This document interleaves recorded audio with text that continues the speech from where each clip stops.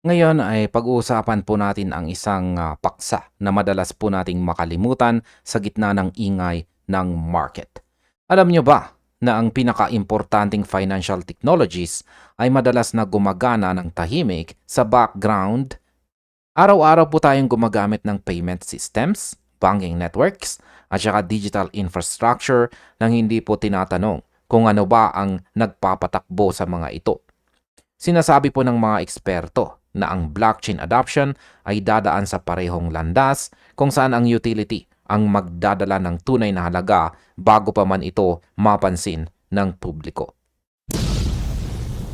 Sabi po sa balita natin dito ay expert agrees with Michael Arrington. Ripple and XRP are being underestimated.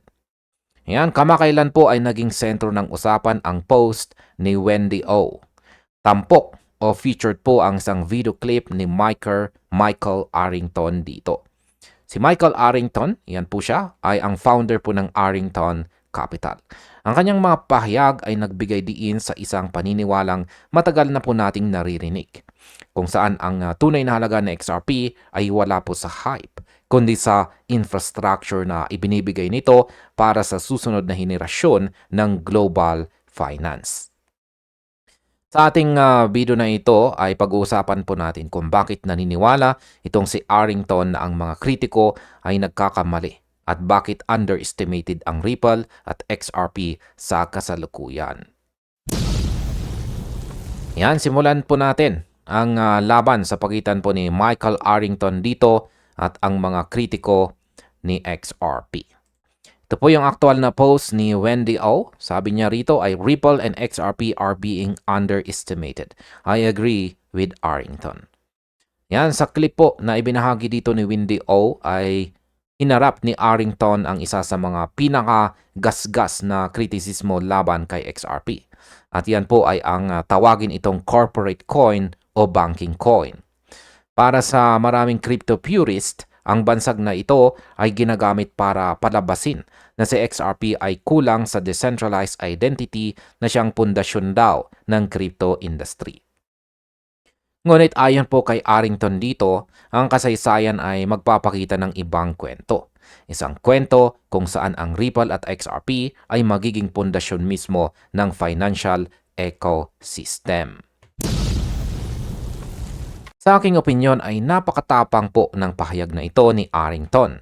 At sa totoo lang, sang-ayon ako sa kanyang pananaw. Maraming tao ang masyadong nakatutok sa ideology ng crypto na nakakalimutan nila ang practicality.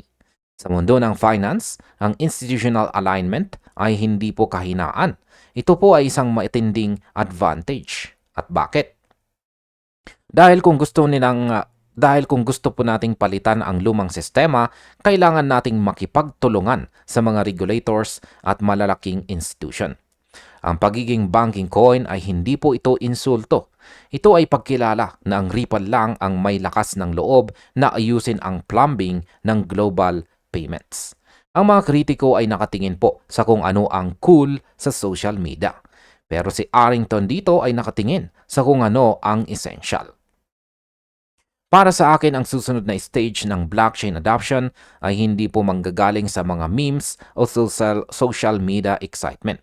Manggagaling ito sa real infrastructure. Isipin po ninyo mga kakripto.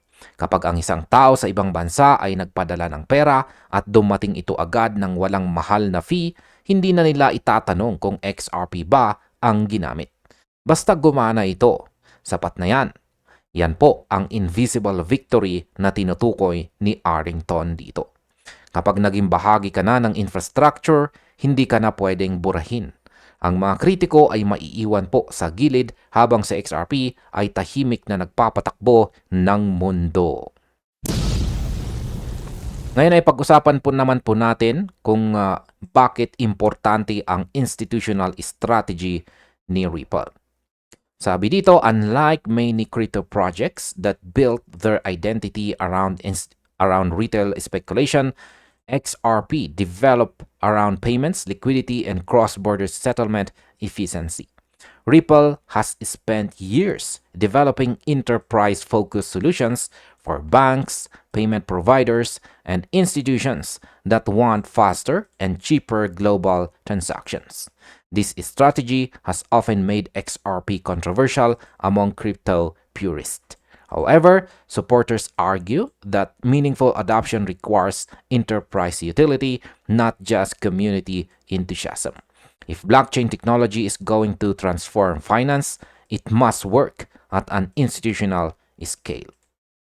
Paliwanag po natin, hindi daw po ito tulad ng ibang crypto projects na binuo ang kanilang pangalan sa retail speculation o yung mga panandaliang pag-akyat ng presyo dahil po sa hype.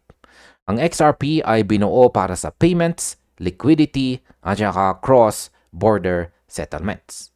Ang Ripple po ay gumugol ng maraming taon sa pagbuo ng enterprise-focused solutions para sa mga bangko at payment providers na pagod na sa mabagal at mahal na transaction. Dahil po dito ay naging kontrobersyal ang XRP sa mga purist. Pero ang argumentong inilalabas ng mga taga-suporta ay simple lamang po. Ang makabuluhang adoption ay nangangailangan po ng enterprise utility, hindi lamang po community enthusiasm. Kung babaguhin po talaga ng blockchain ang finance, kailangan nitong gumana sa institutional scale. Habang lumalawak po ang tokenization at ang mga firms ay naghahanap ng mas mabilis na settlement systems, nananatiling relevant sa XRP dahil sa bilis nito, mababang transaction cost at saka established infrastructure focus. Sa aking opinyon, ang strategy po ni Ripple na maging enterprise first ay isang master stroke. Mahirap pong pumasok sa mga bangko. Kailangan mo ng compliance, kailangan mo ng kumpiyansa, at kailangan mo ng track record. Habang ang ibang coins ay abala sa paggawa ng mga airdrops, si Ripple ay abala sa pakikipag-usap sa mga central banks. Sa kasalukuyang takbo ng ating ekonomiya, ang mga institution ang may hawak ng real capital.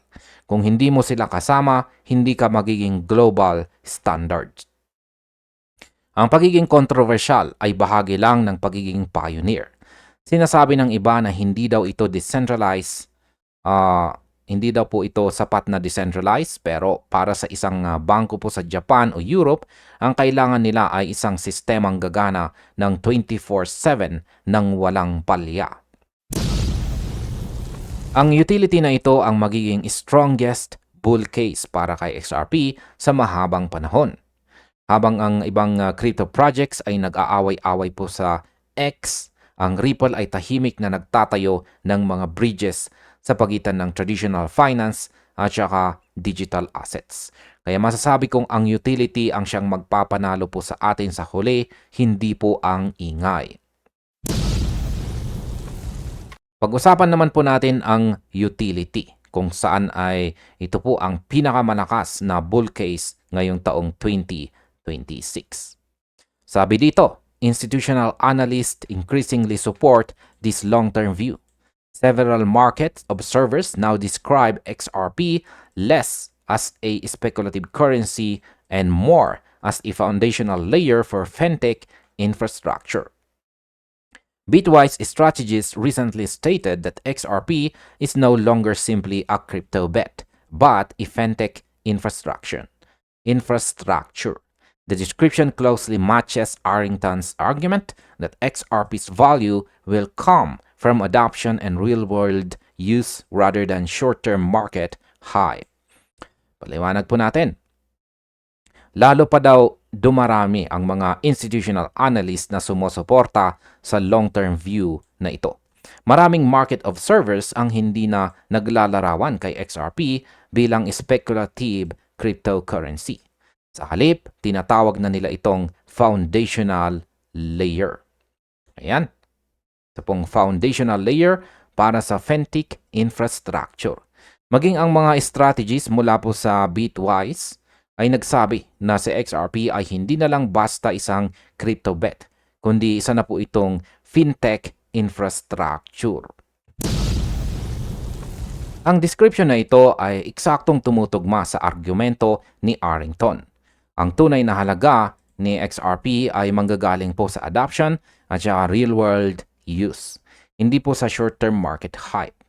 Habang nagiging normal na ang paggamit po ng blockchain sa background ng ating mga banking apps, sa XRP ay pwedeng maging invisible engine na nagpapatakbo ng bilyong-bilyong dolyar na transaction sa araw-araw. Sa aking opinyon, ang paglipat po ng label mula sa crypto patungong fintech infrastructure ay isang napakalaking pagbabago sa perception. Kapag tinawag kang infrastructure, ibig sabihin ay permanent ka na. Parang kuryente o internet. Hindi mo ito iniisip, pero kailangan mo ito. Napakalakas po ng bull case na ito dahil tinatanggal nito ang volatility of sentiment. Kapag ang utility na ang nagpapatakbo ng demand, ang presyo ang susunod sa usage o gamit. Naniniwala ako na ang Bitwise at saka si Michael Arrington dito ay may nakikita na hindi pa nakikita ng nakakarami. Ang tokenization of everything ay paparating na. Lahat po ng bonds, stocks at saka real estate ay mailalagay po sa blockchain. At kapag nangyari po iyon, kailangan ng isang liquidity bridge na mabilis at saka mura. Dito po papasok sa XRP. Kaya masasabi ko pong huwag po tayong maghanap ng loud headlines. Hanapin po natin ang quiet adoption. Ang katotohanang mas marami ng analyst ang kumikilala kay XRP bilang infrastructure ay patunay na papalapit na po tayo sa tipping point. Ang utility ay hindi lang bull case. Ito po ay the only case na mahalaga sa long run. Sunod ay pag-usapan naman po natin dito ang quiet victory ng Ripple at saka XRP. Sabi rito, Wendy O's post reflects a belief shared by many long-term XRP holders. The market may still be underestimating Ripple's long-term importance. Critics continue to focus on labels like banking coin, while supporters see those same institutional ties as proof of relevance. If tokenized finance continues to grow and enterprise adoption expands, Arrington's perspective may prove increasingly accurate. XRP's greatest success may not come through loud headlines, but through becoming an invisible and essential part of the financial system. Ayan, paliwanag natin, ang post po ni Wendy O ay sumasalamin sa paniniwala ng maraming long-term XRP holders na ang market ay patuloy na underestimating o minamaliit po ang long-term importance ng Ripple. Habang ang mga kritiko ay nakatuon sa mga labels na banking coin, ang mga supporters naman ay nakikita ang parehong institutional ties bilang proof of relevance. Kung ang tokenized finance ay patuloy na lalago, ang perspektibo ni Arrington ay magiging mas tumpak sa mga darating na buwan at saka taon. Ang pinakamalaking tagumpay po ni XRP ay maaring hindi po manggaling sa malakas na headlines, kundi sa pagiging isang invisible at saka essential part ng financial system. Parang ang SWIFT system ngayon, maraming tao ang hindi nakakaalam kung paano ito gumagana pero alam nilang kailangan nila ito. Iyan po ang vision na ibinibigay sa atin ni Arrington at ng iba pang mga eksperto. Sa aking opinyon, ang quiet victory dito ay ang pinakamatamis. Isipin po ninyo, habang ang buong mundo ay nakatingin po sa susunod na moonshot, yan, isang moonshot coin, ang Ripple naman ay unti-unting kinakain ang market share ng traditional na pagpapadala ng pera. Marami pong tao ang gusto ng overnight wealth, pero ang tunay na yaman ay nabubuo sa pag-aari ng isang teknolohiyang magiging essential. Ang pagiging underestimated ay isa pong pagkakataon para sa atin na maunawaan ang halaga bago pa ito maging obvious sa lahat. Kaya sa tingin ko, tama po itong si Wendy O at saka si Michael Arrington. Ang Ripple ay nananalo ng tahimik. Hindi nila kailangang sumigaw sa bawat kanto dahil ang kanilang mga partnerships at ang kanilang tech ay nagsasalita na para sa kanila. Kaya ang aking masasabi po rito ay ang mga taong tumatawag po kay XRP na banking coin ay hindi alam na binibigyan na nila tayo ng complement.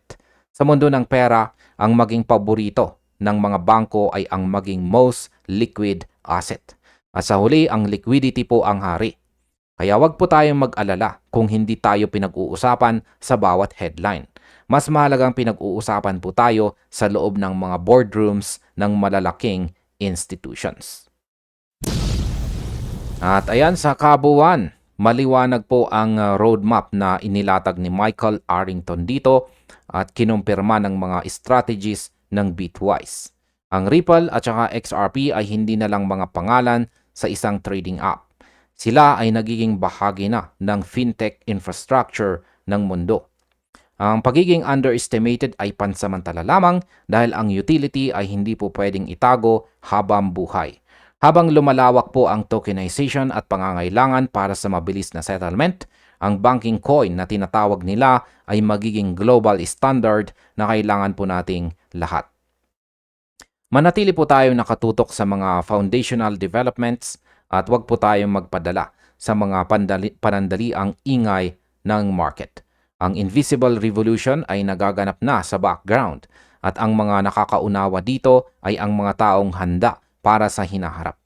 Tandaan natin, ang pinakamalakas na teknolohiya ay ang teknolohiyang hindi na kailangang ipaliwanag dahil ginagamit na ito ng lahat. Kaya manatili po tayong disiplinado, mag-aral at laging tandaan na ang kaalaman ang ating pinakamalakas na asset dito sa mundo ng crypto.